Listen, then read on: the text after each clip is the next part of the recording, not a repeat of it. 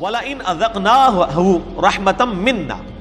پھر اس کے بعد جب ہمیں اس کو اپنی رحمت کا مزہ چکھاتے ہیں اپنی طرف سے، مِن بَعْدِ ضَرَّاءَ مَسَّتْهُ،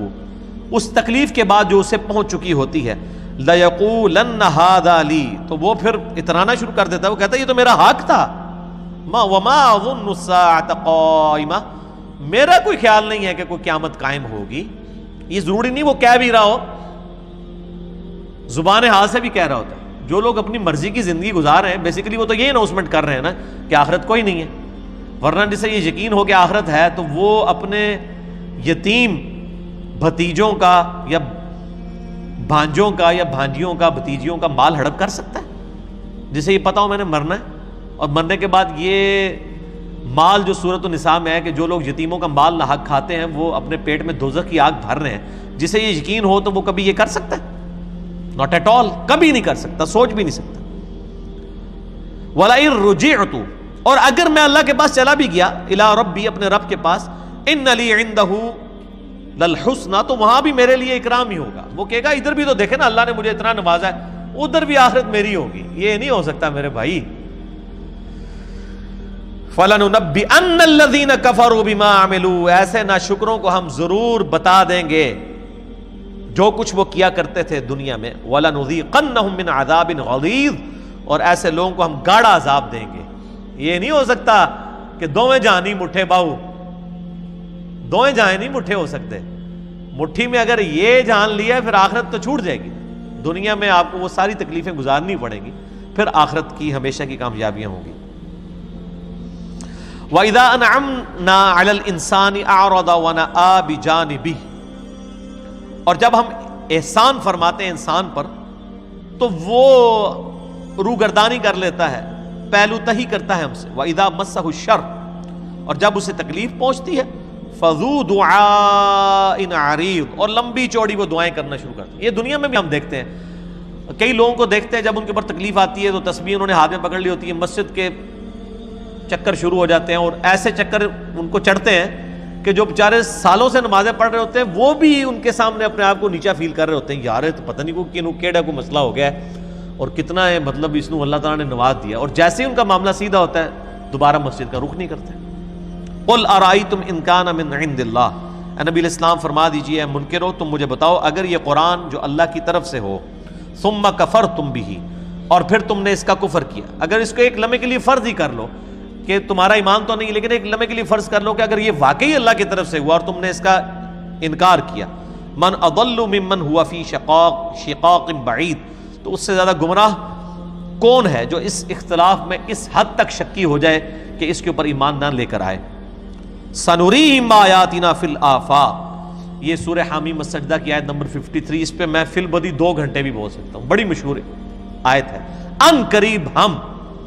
اپنے منکرین کو دکھائیں گے اپنی نشانیاں اس آفاق میں، زمین و آسمان میں، وفی انفسہم، اور ان کی اپنی جانوں میں، حتی یتبین لہم انہ الحق، یہاں تک کہ ان پہ یہ بات کھل کے سامنے آ جائے گی کہ یہ قرآن حق ہے۔ ان قریب ہم زمین و آسمان میں اور ان کی اپنی جانوں میں ایسی نشانیاں ان کافروں کو دکھا دیں گے، یہ چیخ اٹھیں گے کہ قرآن اللہ کا کلام ہے، اللہ کا وجود برحق ہے۔ اور آج سائنٹیفک فیلڈ نے جس لیول تک ترقی کی ہے، اسٹرونومی کی فیلڈ میں، ایمبریولوجی کی فیلڈ میں، جیولوجی کی فیلڈ میں، واقعی اس ایک سپریم بینگ کو، سپر نیچرل ایجنسی کو،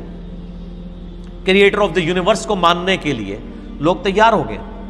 یہ پاسبل ہی نہیں ہے کہ اتنا کمپلیکس ڈیزائن کس طرح خود بخود بن گیا۔ اولم یکفی بربک، کیا ان کے لیے کافی نہیں ہے، انہ علی کل شیء شہید، کہ اللہ تعالیٰ ہر چیز پر گواہ ہے۔ دیکھیں یہ اللہ تعالیٰ کا ایک بہت بڑا، ایک اللہ کی کوالٹی ہے۔ ایک تو ہے کہ اللہ کریٹر آف دا یونیورس ہے، ایک یہ کتنی بڑی کوالٹی ہے کہ کائنات بنا کے چھوڑ نہیں دی ہوئی ہے،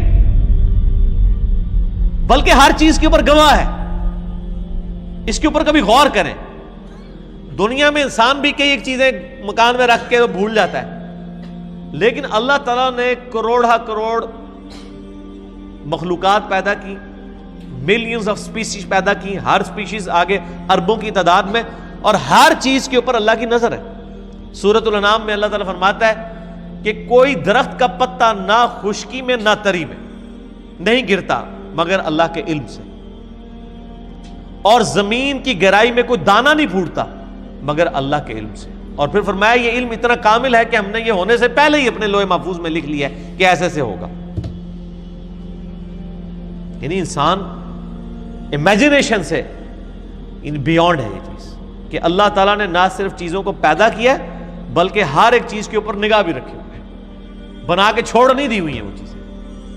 الا انہم فی مریۃ من لقاء ربہم، آگاہ ہو جاؤ لوگ شک میں مبتلا ہیں اپنے رب سے ملنے کے بارے میں۔ الا انہ بکل شیء محیط، جبکہ اللہ تعالیٰ اس حال میں ہے کہ وہ ہر چیز کو گھیرے ہوئے ہے۔ یہ تو اسی طریقے سے ہے کہ کوئی شخص کبوتر کی طرح آنکھیں بند کر لے اور وہ کہے کہ وہ بلی غائب کر لے گا، بلی وہیں موجود ہے۔ قیامت کا دن اور جواب دہی وہ آپ کے سامنے موجود ہے، لاکھ کوئی آنکھیں بند کرے۔ اور یہ بڑی اہم بات ہے جو اللہ تعالیٰ فرماتا ہے نا کہ لوگ اللہ کی ملاقات کو بھولے ہوئے ہیں۔ اللہ کی ملاقات لوگ اس لیے بھولے ہوئے ہیں کہ ہر شخص اپنی مرضی کی زندگی گزارنا چاہتا ہے۔ اگر میں اپنی مرضی کی زندگی نہ گزارنا چاہوں پھر تو خدا میری ضرورت ہے،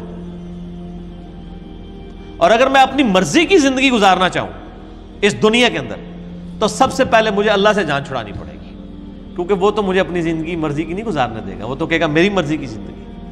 یہ خواہش انسان کی انشاءاللہ پوری ہوگی لیکن جنت میں، اس دنیا میں نہیں پوری ہو سکتی۔ اس دنیا میں جو اللہ کی مرضی کی زندگی گزارے گا وہ آخرت اپنی مرضی کی گزارے گا، اور جو دنیا اپنی مرضی کی گزارے گا پھر آخرت میں اللہ کے ہاں اس کے لیے کوئی اجر نہیں ہے۔ وَلِعَوْذُ بِاللَّهِ تَعَالَى۔